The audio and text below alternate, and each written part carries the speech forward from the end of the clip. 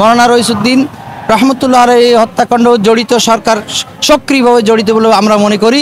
সেজন্য সরকার এখানে বিচার নিয়ে গড়িমসি করছে। আমার ভাই রইসুদ্দিন চেয়েছিল তার অন্তর যখন, তার কলব, তার দিল যখন বেকরার হয়ে গেছে পানির পিপাসায়, তখন তার মন চাইছিল একটা পানি খাওয়ার জন্য, মুখও বাড়িয়েছিলেন। কিন্তু সেই ইজিদি বাহিনী থেকে আরো মারাত্মক, ইজিদি বাহিনী থেকে মারাত্মক এই জন্য বলছি। এবং ইসরায়েলের বর্তমান যিনি রাক্ষস একজন প্রধানমন্ত্রী নেতানিয়াহু, ওই নেতানিয়াহু থেকে এবং ইজিদ থেকে এই পুলিশ আরো মারাত্মক, আরো ডেঞ্জারাস।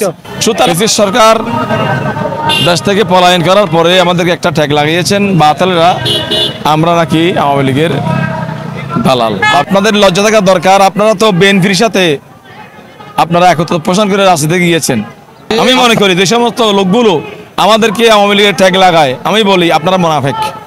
যে বৈষম্যবিহীন সরকার আমরা নির্বাচিত করলাম, কিন্তু সেই সরকার আমাদের সাথে বৈষম্য করে যাচ্ছে। তাদের মন মানসিকতা একদিকে এখন পরিষ্কার হয়ে গেছে যে তারা এখন একদিকে ঢুলে পড়েছে, অন্যদিকে আহলুস সুন্নাত ওয়াল জামাত যারা ইসলামের সঠিক রূপরেখা, তাদেরকে তারা সবসময় বয়কটের মতো একটা এরকম কার্যক্রম পরিচালনা করে যাচ্ছে। মাওলানা রইসুদ্দিন রহমতুল্লাহ এই হত্যাকাণ্ড জড়িত সরকার সক্রিয়ভাবে জড়িত বলে আমরা মনে করি। সেজন্য সরকার এখানে বিচার নিয়ে গড়িমসি করছে। আমরা এর তীব্র নিন্দা এবং প্রতিবাদ জানাই, যাতে সরকার আমাদের দাবিগুলো, আমাদের কার্যক্রম ওনারা বিবেচনা করে তদন্ত করে সঠিক একটা বিচারের আওতায় আনে। সেজন্য আমরা সরকারের উদ্যত আহ্বান জানাই, যাতে এই বিচার প্রক্রিয়া দেরি না হয়, আর মানুষ যাতে ভোগান্তিতে না পড়ে, দেশবাসী যাতে একটা যন্ত্রণা থেকে মুক্তি পায়। সেজন্য আমরা সকলের কাছে, বিশেষ করে সরকারের কাছে আহ্বান করব, যাতে এই বিচারটা দ্রুত কার্যকর করে জনগণকে, দেশবাসীকে যাতে শান্ত করে, যাতে দেশকে শান্ত করে সে আহ্বান। আল্লামা নুরুল ইসলাম ফারুকী রহমতুল্লাহ আলাই, বিগত ফ্যাসিস্ট সরকারের আমলে এনাকে হত্যা করা হয়েছে নিজ বাসভবনে, কিন্তু এর বিচার আজ পর্যন্ত করে নাই। কিন্তু আমাদের এই সময়ের মধ্যে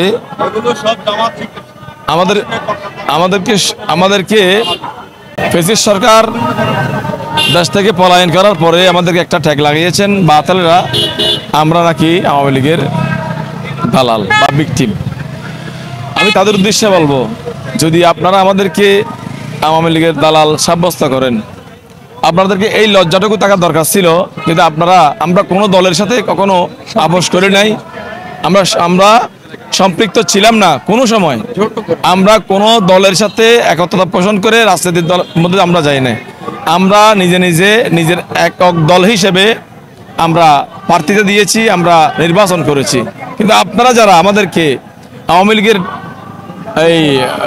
আমাদের ভিকটিম মনে করেন বা আপনারা আমাদেরকে আওয়ামী লীগের দালাল মনে করেন, আপনাদের লজ্জা থাকা দরকার। আপনারা তো বিএনপির সাথে আপনারা একত্র পোষণ করে রাজনীতিতে গিয়েছেন।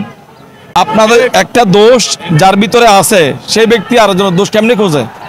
হায়া শরম, লজ্জা শরম থাকার দরকার আছে। আমি মনে করি যে সমস্ত লোকগুলো আমাদেরকে আওয়ামী লীগের ট্যাগ লাগায়, আমি বলি আপনারা মুনাফিক। কারণ একজন মানুষ সুস্পষ্ট জিনিস দেখার পরে যে দোষটা তার ভিতরেও আছে, সেই দোষটা নিজের দোষটা দেখে আরেকজনের দোষ খোঁজে, ওই ব্যক্তি নিঃসন্দেহে মুনাফিক। আমি মনে করি এই বর্তমান সময়ে আমরা এখনো পর্যন্ত শহীদে মিল্লাত নুরুল ইসলাম ফারুকী রহমতুল্লাহ আলাইহির বিচার এখনো পাই নাই।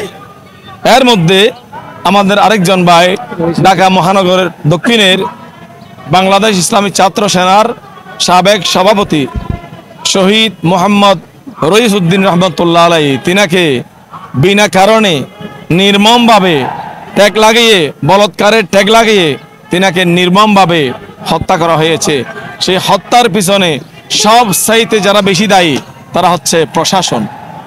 কেননা মানুষ হিসেবে দোষ থাকুক আর না থাকুক, হয়তো তাদেরকে বোঝানো হয়েছে সেভাবে, তারা আঘাত করেছেন, তারা কষ্ট দিয়েছেন, কিন্তু সব চাইতে যারা বেশি অপরাধী তারা হচ্ছে প্রশাসন। প্রশাসনের কাছে যখন আমার ভাই রইসুদ্দিনকে সুপর্দ করা হলো, তখন প্রশাসন দেখতেছেন ওনার শরীর থেকে রক্ত ঝরতেছে। প্রশাসনের দায়িত্ব ছিল সর্বপ্রথম তাকে জেল হাজতে না নিয়ে তাকে মেডিকেলের মধ্যে নিয়ে যাওয়া, কারণ একজন মানুষ বেঁচে থাকলে তার জন্য আইন, তিনি যিনি বেঁচে থাকবে না তার জন্য আইনের কোনো প্রশ্নই আসে না। যেহেতু ওনার শরীর থেকে রক্ত ঝরতেছে, তখন পুলিশ হিসেবে, অভিভাবক হিসেবে, দেশের অভিভাবক হিসেবে আমরা কোনো সময় বিপদে পড়লে আমরা থানার দ্বারস্থ হই, পুলিশের দ্বারস্থ হই, আমরা তাদেরকে অভিভাবক মনে করি। সেই অভিভাবক যদি, সেই রক্ষক যদি বক্ষক হয়ে আমার ভাই রইসুদ্দিনকে যখন গাড়ির মধ্যে তোলা হচ্ছে, তখন তিনাকে গাড়িতে বসিয়েছেন, সেই সময় তিনার শরীরে কাতর হয়ে গেছে, রক্ত ব্লাডিং হওয়ার কারণে দুর্বল হয়ে গেছে, তখন তার অন্তরটা পানির পিপাসায় ছটপট ছটপট করতেছে। সেই সময় তিনি পানি চাইলেন। একজন কুলাঙ্কার পুলিশ, 1 2 3 4 পুলিশ তুই স্বৈরাচার, এই কথাটা বাস্তব রূপ দিয়েছেন, আমরা এমনি বলি নাই। 1 2 3 4 বলেন, 1 2 3 4 আবার বলেন, 1 2 3 4। এই স্বৈরাচারের প্রমাণ গাড়ির ভিতর দিয়েছেন একজন স্বৈরাচার পুলিশ, বেয়াদব মুনাফেক। ওই পানির বোতল নিয়ে ওই আমার ভাই রইসুদ্দিনের মুখের সামনে নিয়ে আবার সেখান থেকে টেনে এনেছেন।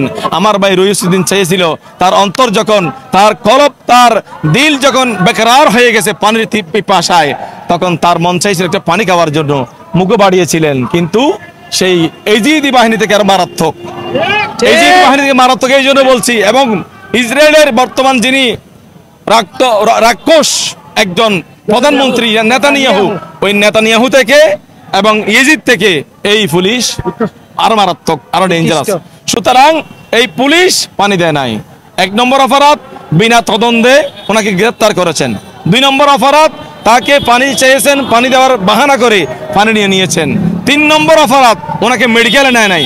4 নম্বর অপরাধ, সারা রাত তাকে কষ্ট দিয়ে, লাঞ্ছনা দিয়ে, ওনাকে বিভিন্ন প্রকারের কথা, কটাক্ষমূলক কথা বলে ওনাকে সেখানেই, আমরা জানি না, আল্লাহ পাক দেখেছে, আল্লাহু আলাম, আল্লাহ পাক জানেন কি কোন ধরনের ওনাকে নাজেহাল করেছেন, ওনাকে হাজতের মধ্যে আল্লাহ পাক দেখেছেন। আমার ভাই রইসুদ্দিন রহমতুল্লাহ আলাইহি উনি পৃথিবীর জমিন থেকে বিদায় নিয়েছেন, শাহাদাতের মাকাল লাভ করেছেন।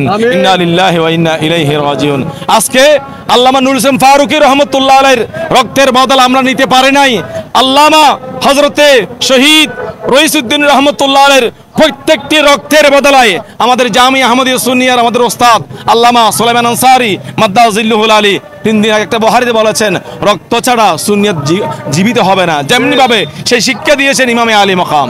ইমামে আলী মকাম, ইসলাম জিন্দা হোতা হ্যায় হর কারবালা কে বাদ। আল্লামা ডক্টর ইকবাল রহমতুল্লাহ আলাইহি বলেছেন, ইসলাম জীবন পেয়েছে, ইসলাম পরিপূর্ণ জীবন পেয়েছে ইমামে আলী মকামের রক্তের বিনিময়ে। রক্তে না পানি না দিলে যেমনি ভাবে একটা বাগান উঠে না, তরুতাজা হয় না, ঠিক তেমনি ভাবে আশিকে রসুলদের রক্ত না দিলে ইসলামের বাগান টিকে না। সেই শিক্ষা ইমামে আলী মকাম আমাদেরকে দিয়েছেন। এবং আমাদের আল্লামা শহীদ রইসুদ্দিন রহমতুল্লাহ আলাইহি তিনার রক্তে আমরা এই আভাস পাচ্ছি আল্লাহর পক্ষ থেকে, রাসূলের পাকের পক্ষ থেকে।